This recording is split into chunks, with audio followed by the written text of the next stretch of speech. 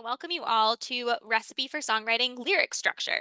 My name is Amanda Friedman, and I am the program assistant here at the National Alliance for Musical Theater, or NAMT as we call it. We're so excited to dive in today's workshop, all about the lyrical ingredients that go into writing a song, and to talk more about the application for the Musical Theater Songwriting Challenge for high school students. We have a lot to go over, and we're going to move pretty quickly. So please know that this is all being recorded, and we will put it on our website after the event. And today we're joined by a very special guest, Shannon Burkett, the writer and lyricist of The Female Pope, which was featured in NAMP's 2022 Festival of New Musicals. But before we chat with Shannon, we're going to talk through what the Songwriting Challenge is and go step by step through the application. So let's get started. Here at NAMT, our mission is to support musical theater development, production, innovation, and collaboration. We're a member service organization for the musical theater field, and our members include regional theaters, academic institutions, presenters, producers, and students. We do this through a number of programs, including our annual Festival of New Musicals, our semi annual conferences, two granting programs, and of course, the Musical Theater Songwriting Challenge for high school students, an initiative of the National Endowment for the Arts. The process of being involved in the Songwriting Challenge for high school students is an exciting artistic journey. The student, that's you, writes a song that could be part of a musical. That show doesn't even have to be completed or written, just an idea. Students will submit that initial song to our Draft 1 round, in which all songs will be listened to and reviewed by a wide panel of NAMPT members, NAMPT artists, challenge partners, and more. All students will receive feedback on their initial submission from these professionals. So, right off the bat, there's an immediate creative development component for all participants. Students will then have the opportunity to reshape their song based on the feedback received and submit the song again in our Draft 2 round. They'll show us how they've implemented those notes and give us more information about the character and narrative development within the song. This is the competitive round in contention for the winner's weekend. And finally, from there, we'll select several winners that will have a chance to come to New York City, receive direct one to one mentorship from NAMPT artists, and more as they develop their song and prepare for a one night only event where their songs will premiere on stage with Broadway talent. Looking at the timeline of the program, here are the immediate things you need to know. Submissions are open, and they will stay open until February 2nd, 2026. This is for Draft 1 submissions, so feedback only.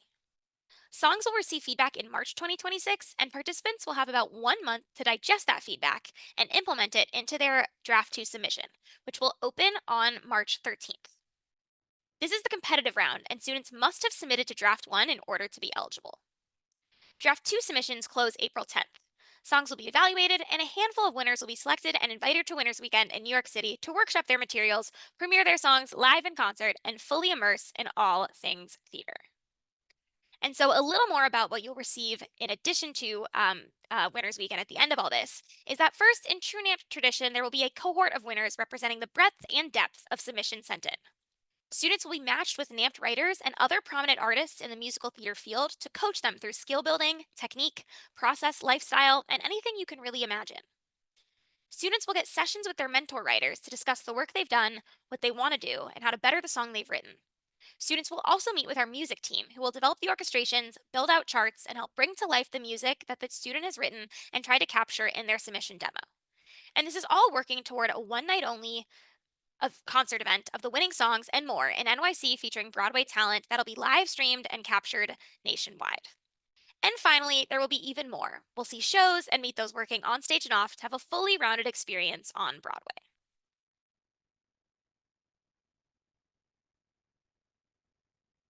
To get started, there are a couple of places you can go for more resources. You can go to arts.gov/songwriting to learn more about the history of the Musical Theater Songwriting Challenge. NAMP.org/challenge is your one-stop shop for all things challenge. More about the program, upcoming events, songs from our previous challenge winners, and the Writing is Rewriting NAMP Songwriting Resource Center. Submissions for Draft 1 of this year's Songwriting Challenge are due February 2nd, 2026. And here are the NAMP staff emails if you have any questions. If you run into any technical issues, you can go to namp.org/submission help.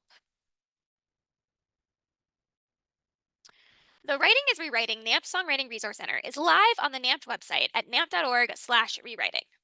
As you begin working on Draft 1 of your songs, check out the Resource Center for learning modules, songwriting tips, recordings of past challenge events, and our new at NAMP Season 2 podcast episodes, featuring conversations with previous winners of the Songwriting Challenge. If you're feeling stuck or looking for inspiration, the Resource Center is there for you. Here are a few more things that you can do to prepare for submitting to the Songwriting Challenge. We use Submittable for all of our applications. So you want to make sure that 1, notifications at submittable.com is in your email contacts.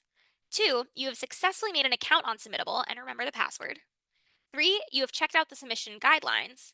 And 4, the student and a parent or guardian have signed the consent form available on namp.org/challenge. Starting with step 1, when you begin to fill out your application in Submittable, you will be asked to fill out the song name and the song credits. So who wrote the music and who wrote the lyrics. Step 2 is all about your information. You will fill out your name, your address, contact information, your grade, and school. Steps 3 and 4 will ask you a few survey questions. First, how did you hear about the challenge? And yes, you should be following at NAMT_org on Instagram. And second, we have a couple more optional questions about you. These don't factor into the review of your application, it's just a means of monitoring who we're reaching. Step 5 will ask you, is there another writer? This is really important. We need to know if another student writer contributed to the song and would participate in this experience. So if so, select yes, and you'll be asked to complete everything again for the additional writer. If not, then you'll be able to keep going easily. Step 6 asks a few specific questions. The first is that we need to know that the song is both by you and by students. If the answer is no, email us, because you may not be eligible. The second question is that we're looking for new works. So if it's already produced or licensed, it may not be eligible. Email us if your answer is yes on question 2. And question 3, we want to make sure you can join us if you win. Let us know that you'll be able to travel to New York City in mid-June in 2026. All expenses are paid for the winners and one chaperone. Step 7 is all about your song. Tell us what is happening in this moment that your song takes place. Who is singing? Who are they singing to? What do they want? When and where are they? What else might be happening in this big musical story? And don't forget, what inspired this for you? Where is this coming from and why? You can write this ahead of time and paste it into the section here. Step 8 is where you'll confirm that this submission is yours and the work here belongs to you. Also, this is where that parent or guardian completed form will be uploaded. You can find that form both in the application itself and on namp.org/challenge. Go ahead and make sure both the student and parent or guardian completes it and then upload that signed document in this section. And please note that the form has 2 pages you are required to fill in, so please upload both or I will send you a strongly worded email. Step 9 is all about uploads. This is where you'll start to upload the actual song components themselves. First, you'll upload a demo of your song. Your demo can be up to 10 minutes long, but you should try to aim for about 5 minutes or less for the feedback team. Make sure you are checking the approved file types here. And in this next box, you can paste your written lyrics. You can write these in a note or document and copy and paste them, but be sure the format is readable and makes sense. Some notes to keep in mind about the audio demos. Clarity is most important. We have to be able to hear exactly what you want us to hear clearly. A quiet background and simple setup are best. And that's important too, keeping it simple. We can use our imaginations for what a full sound of the song is. A simple melody with maybe some simple solo supporting accompaniment is fine, and a cappella submissions are also acceptable. And we want you to do it with feeling. Make sure we're getting the style and mood of the song. Interpret it as an actor. It's for a musical after all. Next, you'll have the option to upload a 2-minute introductory video or a 1-page introductory statement about you. Here are a few things to think about with this. Again, keep it clear and simple. Nothing flashy, a simple direct address is fine.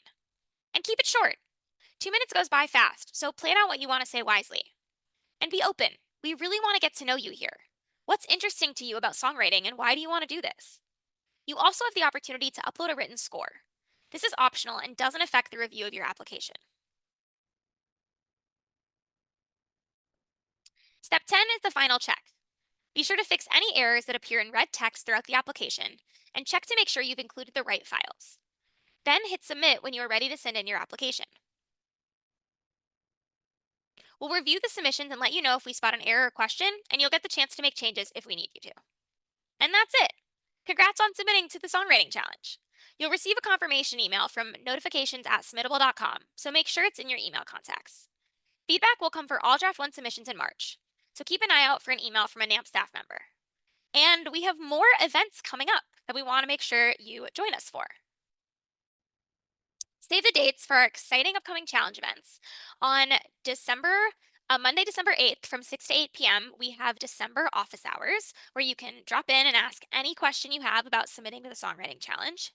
And then on Monday, December 15th from 7 to 8:30 p.m. Eastern Time, we have the Collab Lab Song Structure Cook-Off featuring Anthony Fedorov and Jennifer Paz. This is going to be an awesome program where you're going to be able to collaborate with another participant of the Musical Theater Songwriting Challenge and write a song together in a short amount of time. It's going to be a lot of fun. Jennifer and Anthony are going to guide you through it, and we really hope you can join us for that. So make sure to save the date, and you can register now for that event and for December office hours at namp.org/challenge. Now, I'm so excited to turn things over to Shannon. Shannon, take it away. Hello. Thank you so much, Amanda, for that. I just wanted to welcome everyone and to say I'm so excited to share all of these things that I have learned about lyrics over the years. And today we're going to talk about lyric structure. And as a lyricist, I find the process of lyric writing kind of like I would call it like creating like a sculpture.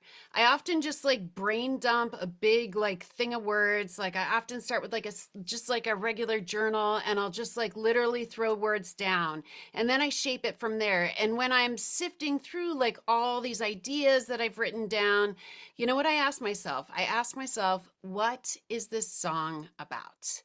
And what do I want the audience to walk away from?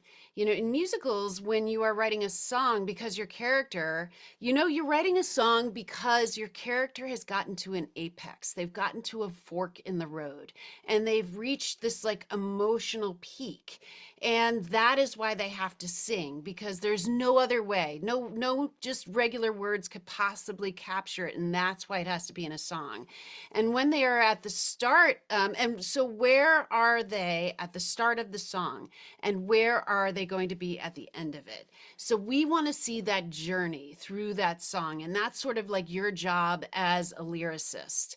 And we're going to dive into these questions and the more and more as we explore how to lyrically structure songs. So let's dive in.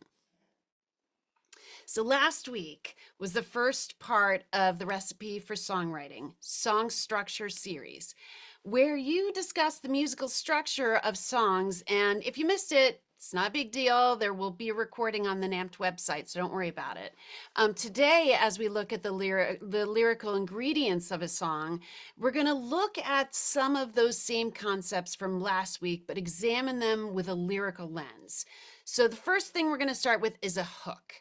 The hook is like a catchy lyrical phrase that is the thesis of your song, expressing your song's main idea in just a few words. It's that thing that you just can't let go of in your brain. All of the lyrics in the song, like they connect back to the hook. Sometimes the hook is the first idea I come up with, sometimes, and I structure the rest of the song around it. And, honestly, sometimes I just keep writing until I find the hook, or the hook finds me. So we're going to go on to the next section, which is a verse or a section. The verse or a section is where the story or situation begins to unfold. It's very exciting where you're starting your song. Each verse or a section builds upon the one before it, advancing the character's journey. And each verse a section typically uses the same rhyme scheme and meter with different lyrics each time. That's one of my favorite things about it. Chorus. So the chorus, as we all know, as we listen to the radio, let alone musical theater, the chorus is like the real earwormy part and the real emotional part of it. So the chorus has repeating lyrics that express the main message and the emotional truth of the song. It's where it hits you viscerally. If you're writing a verse chorus song, the chorus is an expansion of the hook and can repeat the same exact lyrics each time or alter the same lyrics for effect. This is where the real fun begins. This is some of my favorite parts. It's how you sculpt your arc. It's how you grow your character, but stay within the confines of the structure of the chorus you created. You build on the foundation you put down. That is to me like the biggest challenge of lyric writing, and I absolutely love it because your mind has to just keep going and going until you fit all those puzzle pieces. The bridge or the B section, the bridge or B section is a section of contrasting lyrics where the turning point of the song takes place. Because this is where the character has a shift in perspective and emotion, the lyrics in the bridge will usually break from the pattern or the previous lyric just to reflect this shift. So this is where you really craft like what the song, where the emotional changes that happens. Perhaps the lyrics are longer or shorter than in the verses. Perhaps they use a different rhyme scheme or pattern, and you use those techniques to really highlight that. So there are a few additional ingredients. There's a pre-chorus, which serves as a transition or build up from the verse into the chorus. The pre-chorus is where the verse starts to open up to arrive at the chorus, creating its own section. And in my song that we'll look at later, I actually have a post-chorus. So verse intro, sometimes the first verse of a song can be structured as more of like an intro that sets up the context or emotional groundwork. Lyrically, it can often feel conversational before the main song begins. Then we have the coda, tag, or the outro. A short concluding section wrapping up a song, usually repeating or rephrasing lyrics from earlier. So then we're gonna talk about song shapes. So every song can take a slightly different shape, and each of these combinations add to the journey of the song from the beginning to end. So let's look at how all these parts of a song come together by listening to I'm Not That Girl from Wicked.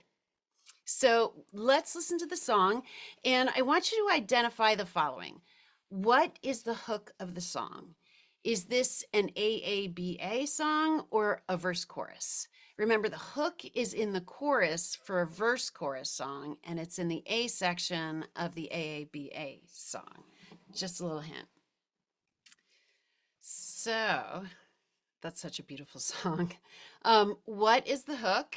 And what type of song is this? And just know to just throw anything out there.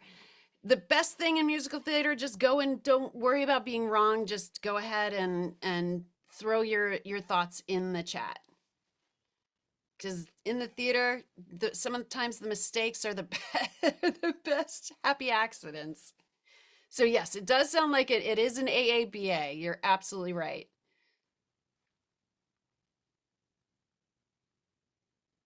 Hands touch, eyes meet are that hits me viscerally too.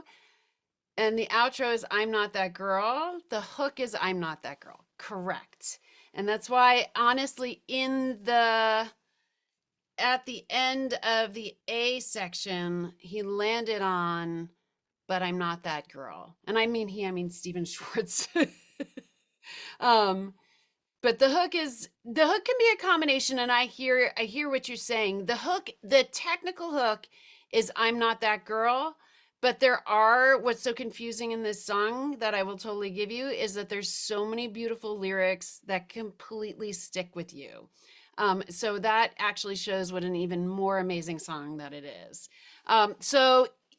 Let's look at how each of these A sections arrive at the hook, the thesis, and how it continues to expand and change as the song progresses.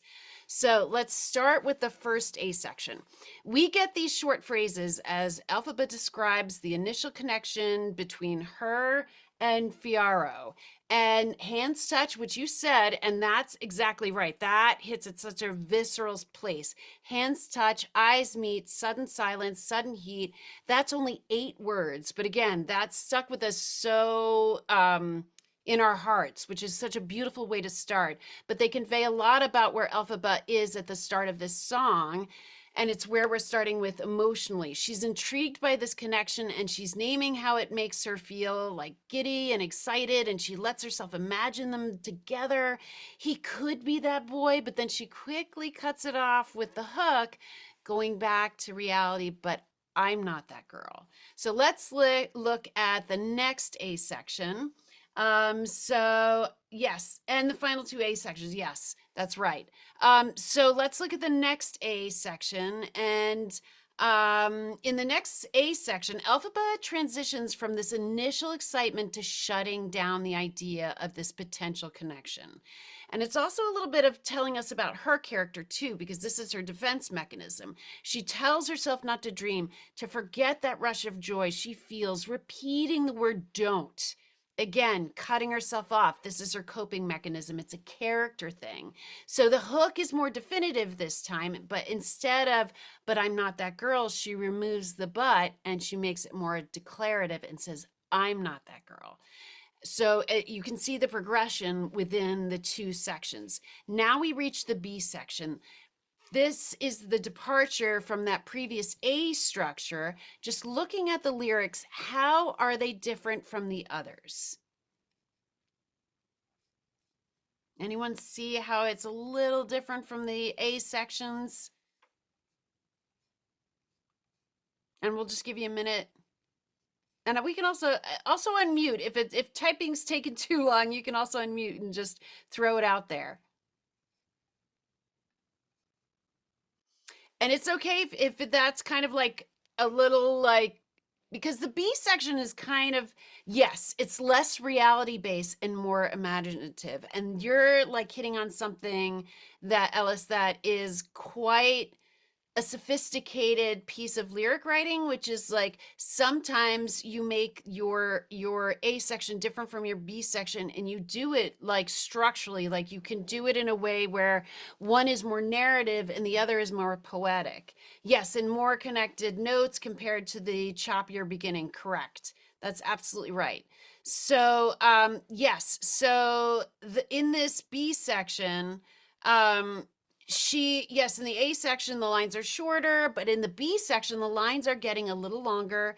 The rhyming scheme also changes in the A section. In the A section the rhymes are mostly consecutive, but in the B section the rhymes are every other line. So remember, before even getting to the meaning of the bridge, the structure changes signals to us, because this is the part of the song where something shifts up until this point. And that's why when you have a structure shift, it really mirrors the character shift. Up until this point, Elphaba has been practical and logical, but here Elphaba lets herself feel a sense of longing for Fiaro, and she uses we for the first time. A bridge can be a place where a character is really, really vulnerable in this like quiet little private place.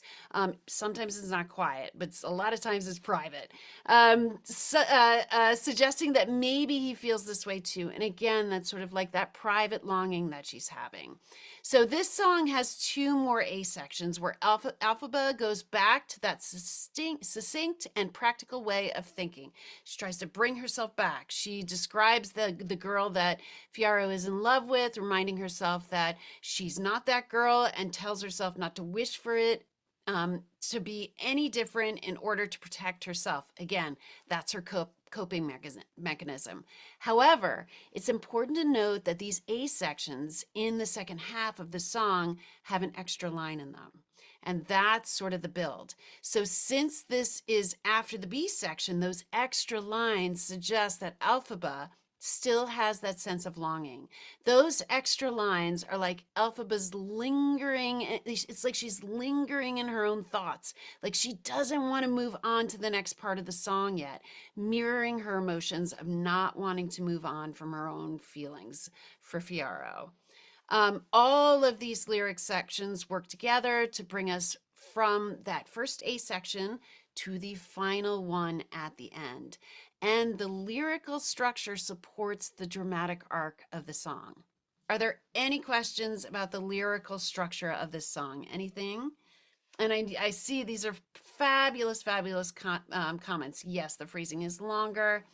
And again, like shifting in sort of in tone, in style from the bridge to the chorus, and from in an A, B section, differentiating those and having them really like reflect the character's inner life is like your job as like a lyricist.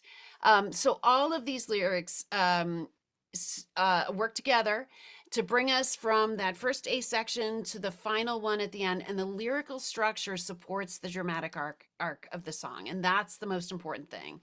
Are there any questions about the lyrical structure of this song? Any at all? And it's okay. You can also just, if typing's taking too long, you can just unmute and pop on. Okay, with no questions, then we're going to take we'll take a look now, more like a listen at the lyrical structure. Look and listen, because we'll put up the lyrics for you, of one of my songs, and this song is called Everyman, and it's from my musical The Female Pope. The composer is Heather Christian, and this was our piece that was in the NAMT festival in 2022. And as you can see, my hair was much shorter at that time. The Female Pope is a musical about the highly disputed story of a woman named Joan in the 9th century who rose to the office of Pope. Joan's father disguised her as a boy when she was just a child to keep her safe. It was a very dangerous time in the 9th century, and he did it in order for her to be safe. And he wanted to give her access to an education. This song takes place after her father has just died, where her father made her promise, or tried to make her promise, that she would go back to her life as a girl.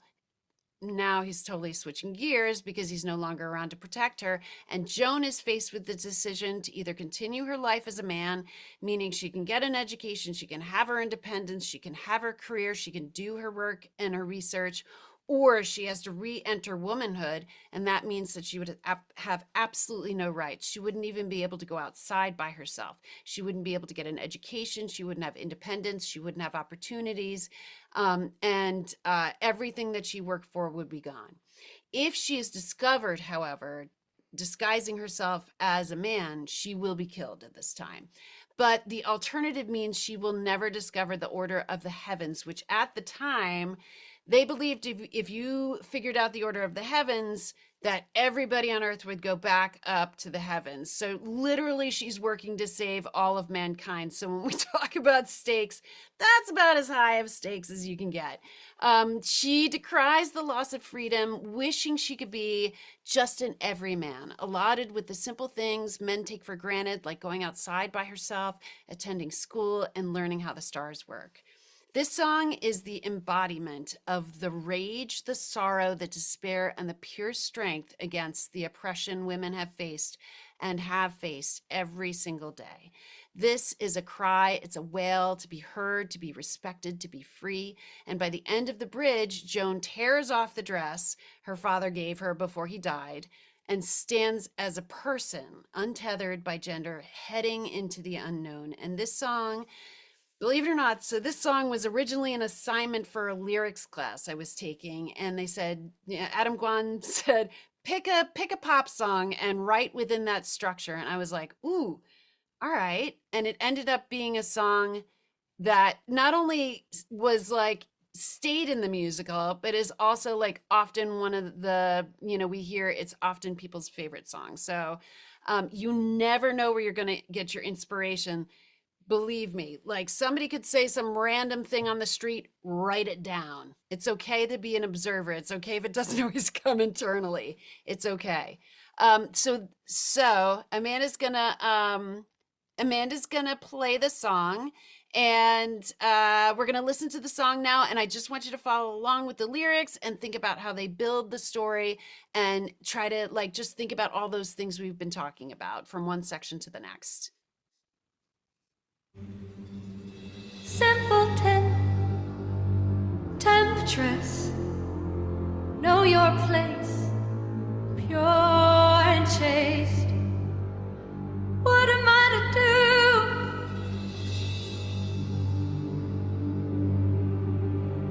do? Marry him, no consent, lock me in a a convent, hidden in my torment. What am I to do?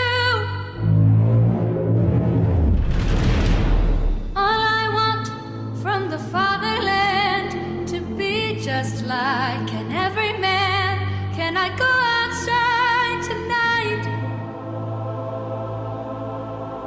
All I want from the motherland to start from where it all began. I just want to know how the stars work tonight.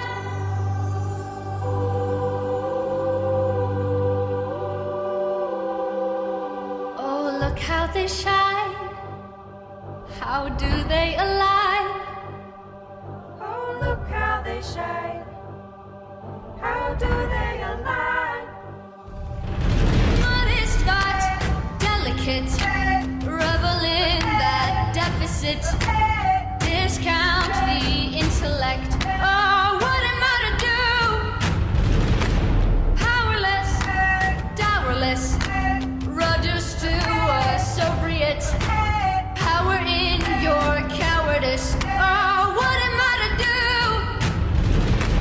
What I want from the fatherland to be just like an everyman. Why can't I go outside tonight?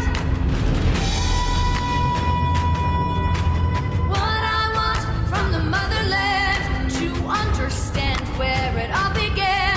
I want to study the stars tonight. What am I to do? The first step seals my fate, forever frozen in a checkmate. I am standing at the precipice. The move I make now is treacherous. Do I have the courage now? I don't know. I could live the simple life of a bride. Give up my life, give up my pride. But my mind has been allowed to transcend across the stars and back again. Oh, I have tasted the sweet fruit, and now I know what I must do. What I want is to play this hand and to take the role of the everyman. I can go outside tonight. What I want, please understand. At the risk I run of being damned, I will know how the stars work tonight. Oh, look how they shine. How bright they shine. Oh, in these dark times, in these darkened times. Look how they shine. How bright they shine. Oh, in these dark times. Oh, in these dark times. The stars will align. Look how they shine. The stars will align. Look how they shine. So, what did you notice about the structure of the song? How do the verses differ from the chorus? Oh, thank you so much. How do the verses differ from the choruses, and what shifts do you notice in the bridge? And again, you can either type or just kind of, thank you so much. I really appreciate that. And actually, Matilda is a high schooler. She's the young woman who sang in the piece, and the drummer from Laundry Day actually did the arrangements. So if you like the band Laundry Day, got him to do it. So starting with the first chorus, first verse, yes, yeah, exactly. That's exactly right. So it does start as a complaint. It's starting with that first verse. These are all of the voices and the noise that tell Joan that she is less than, that she is unworthy. So she's sort of like, she's internalizing these voices. The character starts from this place of self-doubt and loathing and internalizes what she's been taught. These verses are intentionally poetic and less narrative, as this is more painful. This is more visceral. This is the primal part. And when we get to the first chorus, well, first chorus, the character is stating her want. So what she wants the most. So this is why these are more formal sentences. Because it's like the chorus is like a declaration. And this is the first time she is promulgating exactly what she truly wants out of her short time on earth. This is what she wants more than anything. Yes, right. And the bridge really develops that too. So and her bravery and her courage and her rawness and her rage manifest in a conjuring of her ancestors. And I want to actually turn this into a animated film. So the trees would turn into women, and they would turn into the female ancestors, and that percussion, and the chorus, we would see them. So the spirits who will empower her as the song progresses. By the end of the chorus, when Joan expresses her deepest desires out loud, I just want to know how the stars work tonight. She just wants to know. She just wants to have that, like, part of her brain. She wants to use her brain. She lands in a different place and is able to look at the stars from this new standing. And the momentum propels the character into the second verse, which builds on the first. And that's one of my favorite things about lyric writing, which is you take something and it can almost feel like, this prison, like this confines. But then if you go within that confines, you go within that little box that you've created, there's a whole new world. It's really amazing. That's one of my favorite things to do. So the momentum, she lands in a different place and is able to look at the stars. So I think I lost my place a little bit because I got all, into talking about the song. So the momentum propels the character into the second verse, which builds on the first, but now her inner doubt is fueled by the voices, and that turns into outer rage and those sinister voices. So now she's getting angry at the voices. And in the second chorus, the character allows herself to embody her want. Her confidence builds. So the ancestors, everything, her confidence is building, and she's starting to claim it. And the chorus changes from a meeker language, like, can I go out tonight? She's asking permission, to, why can't I go outside? And the just in the first chorus is very specifically used, as just can almost always act like an apology. There is no just in this last chorus. So the bridge is the apex of the song, where the character is at a crossroads and changes forever. Joan makes the choice and rips off her dress. In the final chorus, the character now fully embodies her want without hesitation or apology. And then we kind of like go into that outro where we sing like, oh, look how they shine, the stars will align. And I always see that part as her, like, she had this moment of strength, but then and again, in the animated film, she's heading down towards town. And the outro is sort of like the reality hitting in, and how she's sort of processing like the reality of the dark times, but continuing to tell herself, look how they shine, pull the strength from the stars, pull your strength from where you get it. So lyrical strategies for building a song. Now that we've looked at the lyrical structures of two different songs, let's think about the ways you can start to structure your own songs and what strategies are available to you and your lyrical toolkit. So and I'm so excited. I like how the first, she doesn't even mention the father. Yep, exactly. Jem, that's a great observation. That's truly right too. These comments are fabulous. So you guys, like, if you, I'm sure you write as well as you can like observe. So writers are good observers. So we've looked at it, and let's think about it. So we're going to start with the hook.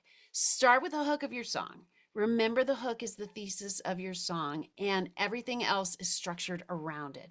If you're not sure what the hook is, ask yourself the question, what is this song about? What do I want the audience to walk away with? What do I want them singing in their head? What do I want to resonate in their heart? Try coming up with a few lyrical hooks, ideas to see what feels right for this song. Sometimes I have literally written pages of lyrics before I find that hook. I can just write and write and write and write. Sometimes I have to put it down for a couple weeks and then I'll pick it back up. So once you have your hook, you want to think about where your character is at the start of the song and how they are going to be different by the end of the song. Remember, your character, this is musical theater, and that's the big difference between like musical theater and pop songs is your character changes. Your character is singing because they have reached an emotional apex. So you want to map for yourself where they start at in the beginning of the song and how they continue that journey in the middle of the song. What shift takes place in the bridge, in the B section, and where they want to be by the end. So just now you want to decide like on your song form. So once you figured out the hook and the character arc of your song and what form makes the most sense to structure, does it feel like a verse chorus or an AABA? And for me, again, it's more like I just like, just kind of like toss spaghetti at the wall. I throw all these lyrics on pages and pages. And then again, I start to mold and shape and see how and also look at what your character wants, because the verse chorus and an AABA, think about what structure is really going to serve your character as well, and that will also inform that. So as you're building a verse chorus A section, when you're structuring the verse chorus or A section, start to live in the character's voice. How do they speak? In long flowing phrases or short clip sentences? And think about it from also like, is this a coping mechanism like we saw in I'm Not That Girl, and with every man in the beginning, she just could only like spurt out these short poetic words. So think about it also from your character standpoint. How are they feeling in that moment? How can you play with that feeling using rhyme and repetition? So the bridge, building the bridge in the B section. The bridge is the moment of contrast. So you want to structure this differently than the previous sections. The change also has to mirror what the character is going through. If the character is pulling back or searching internally, sometimes also the character may end up where they began, but they're different because they couldn't go anywhere else, if that makes sense. So if like in I'm Not That Girl, she made this whole journey, but she couldn't see herself as that girl. So that's a beautiful example of that song. So if your character is having a breakthrough or revelation, perhaps the lyrics grow in intensity, perhaps the lyrics are sparse in that section. So what patterns have you set up in the song until this point, and how can you break those patterns for effect? When you break rhyme or you break your structure, you can do it in a way that really highlights what you're trying to accomplish at that point in the song. So lyrical strategies for building a song: rhyme and repetition. Rhymes help create a rhythm for the song. Think about the feel of your lyrics and how the rhymes shape that rhythm. Different types of rhymes can be used to convey different things about your character. Do they use the perfect rhyme throughout the song, but switched in perfect rhyme during the bridge? Maybe the bridge doesn't rhyme. Maybe the bridge almost intentionally breaks rhyme. Repetition is another tool that you can use to both anchor the journey of the song and continue to expand it. Maybe each time the hook repeats, but it's like very, very, very slightly varied. Or the choruses repeat, but expand lyrically each time. When the same lyrics are repeated, how can they hold a different meaning as the song progresses? And how can those changes really reflect the journey of your character? We just want to thank Shannon again for just such a wonderful evening, diving into lyric writing and lyric structure and giving us so many amazing ideas for how to work through lyrics when you're feeling stuck. So just thank you. Big shout out to her. Thank you all for joining us tonight. And we will see you next time. Have a great night, everybody.